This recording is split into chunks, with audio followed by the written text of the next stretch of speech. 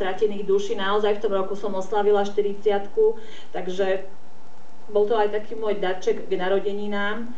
A bolo.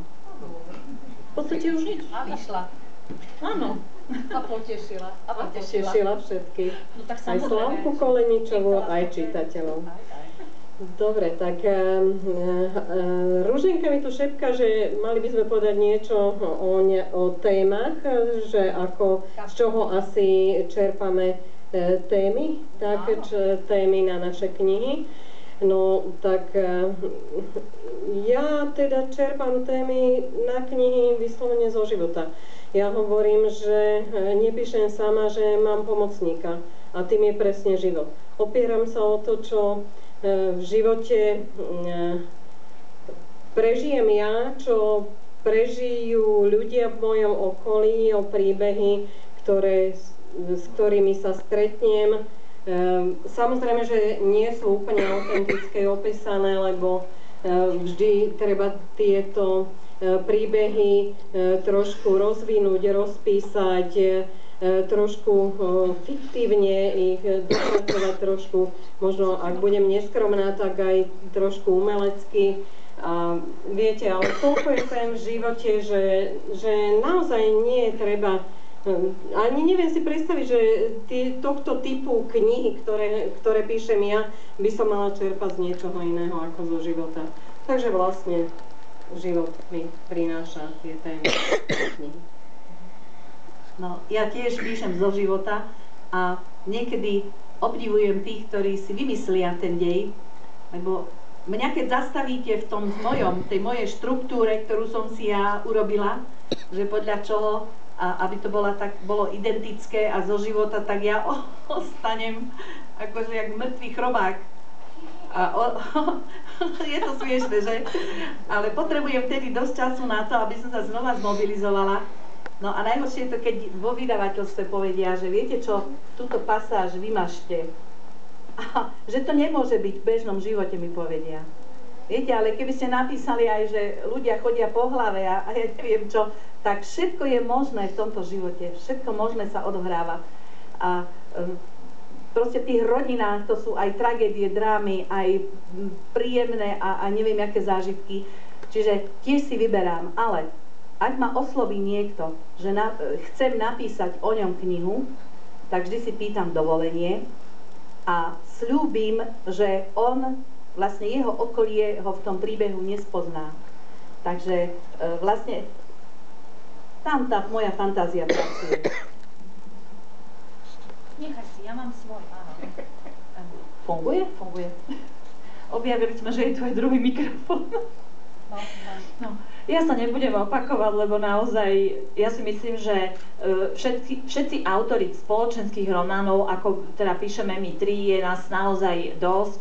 Čerpáme zo života, pretože ja stále hovorím, že každého život by možno vydal na jednu knihu, každý má v tom živote zážitky, ktoré by možno naozaj stáli za to opísať, aby sa treba dozvedeli aj iní ľudia, ako zvládli nejaké situácie. Takže ja osobne zatiaľ sa vyhýbam takým príbehom. Mne posielajú ľudia, napíšte prosím vás môj príbeh, a tak ja neviem, ja to jednoducho nedokážem. Ja by som asi nevedela napísať autobiografiu niekoho.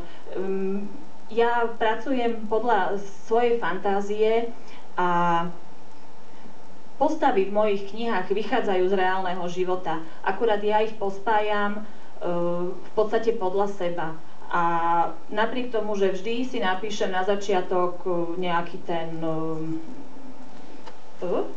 vypadlo mi slovo. Nejaký scenár, áno, že ako by sa to malo, aký by mali byť, ako by sa to malo odohrávať. Približne tak v polovičke knihy si tie postavy začnú žiť svojím vlastným životom, robia si, čo sa im zachce. A ja už vlastne len zapisujem, čo oni robia, čo sa im páči, čo sa im nepáči. A nakoniec vyjde knižka. Ja im to skorigujem, samozrejme, nedovolím im robiť čokoľvek, ale sú to takisto knihy zo života.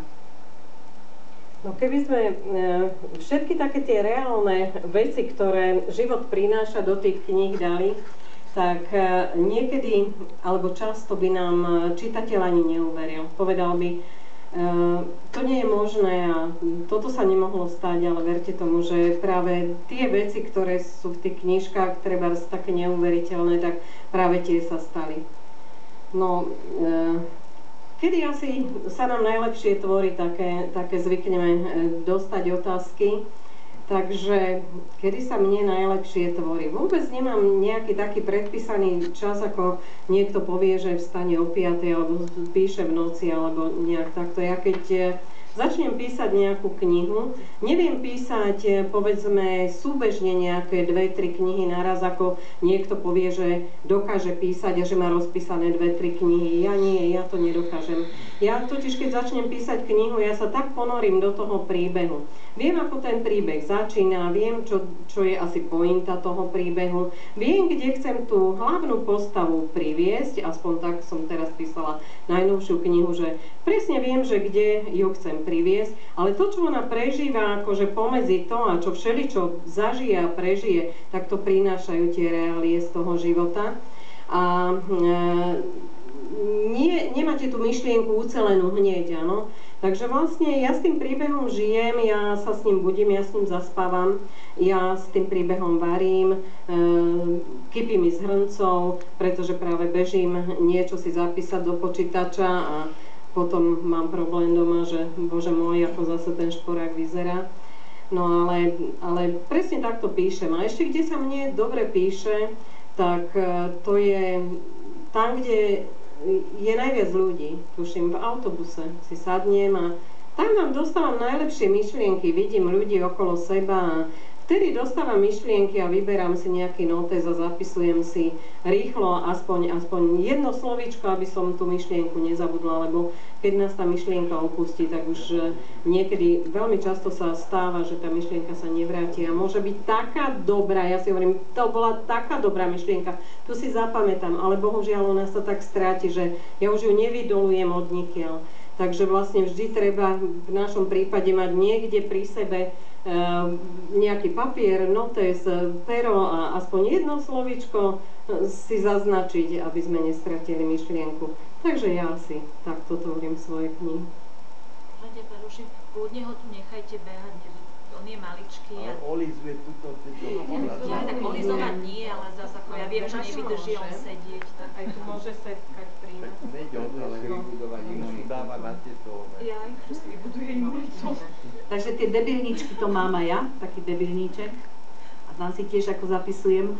A niekedy sa ponorím do tej knihy, do toho písania a píšem tak súvisle a celé dni. Ale ja vám poviem, že píšem celý deň a napíšem najviac 5 strán. A vraciam sa stále k tomu textu. A najkrajšie myšlienky mi napadajú v noci. Vstanem, že idem na záchod a z toho záchoda tápam, 3-krát narazím do dverí, potom si kolenom do niečoho, ale si to zapíšem aj po tme. A je to pravda, že keď si nezapíšete tú myšlienku, čo vám napadne, tak zabudnete. A vlastne ráno to tam máme, ako s takým písmom, ledva prečítam, ale je to tam. A vlastne tiež mám takú koncepciu tej knižky, ale mením ju, lebo proste také lepšie nápady dostanem a vlastne takto. No a milujem také pyžamové, to sa hovorím, že pyžamové party, že sa ani nevyzlečiem z pyžama a celý deň chodím v tom pyžame, na tom župánu, tak sa dobre citaka neumýta, strapatá. A vlastne som pri tom počítači, potom len vstanem, najem sa znova k počítaču a je mi autor, čo sa robí vonku aj tak a nejdem ani do mesta. Takže takéto. No a keď píšem smutné veci, tak plačem. No, keby ste ma videli, tak rumácgam pri tom. A keď píšem veselé, tak sa smejem a tak si poviem, čo som blázon, ale možno musím byť trošku taká streštená, že aby človek vlastne sa tak vedel vžiť do úlohy tých svojich hrdinov.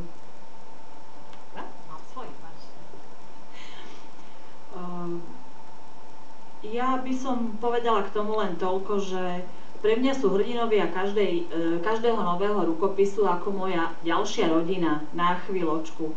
Ja ich najskôr spoznávam, navzájom sa oťukáme, Potom s nimi žijem určitú dobu, pol roka, 3/4 roka, rok, podľa toho, koľko trvá tvorba knihy. A na konci, keď sa musíme rozlúčiť, naozaj mi býva smutno. Mám pocit, ako keby som sa lúčila s niekým, koho už nikdy viac neuvidím, ako keby vám niekto odcestuje niekam strašne ďaleko a viete, že už s ním nebudete. Aj keď si už potom počase treba prelistujem tú knižku, ono, je to už iné, ako priamo tá tvorba, priamo keď s nimi vyslovene žijem. Tak ako hovorila Ruženka, plačem s nimi, smejem sa s nimi. A je to také zvláštne. Sú to takí moji chvíľkoví priatelia. Akurát musím sa priznať, že odkedy píšem, oveľa menej čítam. Ja som bola naozaj strašný knihomol, ja som do knižnice chodievala nie že raz za mesiac, ja som si počítala 4-5 knížiek, za týždeň som ich priniesla naspäť a mala som asi 14 rokov, detské oddelenie bolo tuším do 15, ja som už nemala čo čítať, tak som mala teda privilegium, mohla som chodiť k dospelákom si požičiavať knižky, lebo už jednoducho tak rýchlo knižky nevznikali, no vtedy nebolo toľko spisovateľov ako teraz by som asi nemala až taký problém. Takže naozaj som toho veľmi veľa prečítala, ale odkedy knižky tvorím, čítam menej. Nie, že by som na to nemala čas, ale počas tvorby knihy neodvážim sa čítať, lebo ja som ako taká mimóza, ja sa dokážem žiť do tej hlavnej postavy tej knižky a ja by som sa bála, že by som sa opakovala potom autorovi, alebo že by som nabrala štýl toho autora, ktorý tú knižku napísal, takže ja čítam len v čase, keď knižku odovzdám do vydavateľstva a kým sa vyjadria, vtedy mám čas na čítanie a vtedy si dávam do poriadku aj domácnosť, lebo naozaj ja keď píšem, ako Ruženka hovorila, nevnímam čas, nevnímam nič. No tak riadne, tak ako dobre urobím, čo treba, najnutnejšie navarím, sem tam niečo upracem, ale ja nemám veľké upratovanie pred Veľkou nocou a pred Vianocami, ale po dopísaní knižky. Po Veľkej noci sa bude upratovať. Keď dopíšem knihu, upracem domácnosť. Takže konečne knihy naše, dobre? Môže by sa chcel niekto opýtať niečo. Čo vaši partneri na to vaše písanie? Čo naši partneri? Naši partneri, môj partner. Môj partner sa teší, myslím si, že je hrdý. Trošku som sa obávala, pretože naši partneri, my sme niekoľko besied už absolvovali spolu so Slávkou a boli sme tak, že naši manželia boli spolu s nami. A môžem povedať, že aj som sa tak trošičku obávala, že či tam nebude trošku takej, viete, akí sú niekedy muži, že nemajú tak veľmi radi, keď sú ženy tak na výslni a oni sedia niekde v kúte. Ale musím povedať, že teda veľmi hrdinsky to môj partner, môj manžel znáša a s hrdosťou. Dokonca keď som ho niekedy oslovila, že no tak čo povieš, toto vieš, akože čo na to povieš, tak dokonca aj nabral tú odvahu, že teda sa prihovoril a priznal, že on je ten môj manžel. A zvyknú nám takú otázku položiť, že či naša rodina, aby som to takto rozšírila, že či naša rodina, či čítajú naše knihy. No tak to ja hovorím, že môj manžel, keď vydali mi túto prvú knižku, všetci boli úplne nadšení. Môj manžel som si všimla, že začal čítať, dostal sa do 1/3, ešte dnes je v tej 1/3 tá záložka založená a ďalej nečítal. No ale ja hovorím, že nie je to povinnosťou, aby môj muž čítal moje knihy. Je to práve, že výhoda, beriem to ako výhodu, lebo ja hovorím, že môžem ho potom pekne tam ohovoriť a využiť všeličo z toho nášho života a môžem popísať a ono to ani nevie. Ale vždy sú to len také láskavé veci, takže myslím si, že by neprotestoval. Môžeš ty. Môžeš povedať tvoja rodina, dievčatče, tvoje čítanie? No, môj manžel má, čo sa týka môjho písania, veľmi špecifickú úlohu, pretože... Čo? Úplne iné. Toto áno, toto je iné, pretože on ma nielenže veľmi povzbudzuje, ale on mi veľmi pomáha už úplne od začiatku, nielen tým, že teda ten rukopis odniesol najskôr do práce a potom do vydavateľstva, ale ja sa musím priznať, že môj muž je môjim prvým redaktorom a ja každý rukopis